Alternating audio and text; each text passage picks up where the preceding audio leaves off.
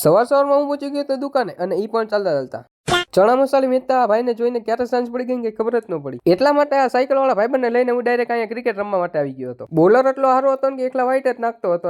યહી નહીં, અભી ઓર સુનિએ. અને એમાં પણ જેવા દડા વાઈટ જાય ને તો એક મિત્ર એને સ્પેશિયલ સમજાવવા માટે આવે. પણ બોલર બહુ ચાલાક નીકળ્યો. 2-3 દડા વાઈટ નાખ્યા ને એક દડો સીધો નાખ્યો ને તો આઉટ થઈ ગયો મિત્રો. પછી બીજા મિત્રની બેટિંગ આવીને તો ઈ પણ આઉટ થઈ ગયો. એની પછી ત્રીજા મિત્રની વાર આવી તો મિત્રએ આવીને તરત પેલા એક તો 6 મારી દીધી. જોતામાં તો મિત્રએ પાછી પણ એક 6 મારી દીધી. અને આ મિત્રો તમને કેતા ભૂલાઈ ગયું કે આ બીજો દા ચાલે છે કારણ કે પેલો દા તો હું આવ્યો એની પહેલા જ પૂરો થઈ ગયો હતો. ક્યાં વાત કરે? અને ટાર્ગેટ હતો 42 રન કરવાનો. મિત્રએ તો પાછી લાસ્ટમાં પણ એક 6 મારીને મેચ જીતાવી દીધી હતી અને આ બધા તો એની ખુશીમાં નાચવા પણ લાગ્યા હતા. અને આ એક મિત્ર તો સામેવાળી ટીમનો પણ નાચતો અહીંયા આવે છે. બસ તો હવે આ જણા તેણી અમને નાચવા દેવા કે મળીએ કાલે એક નવા મિની વ્લોગમાં.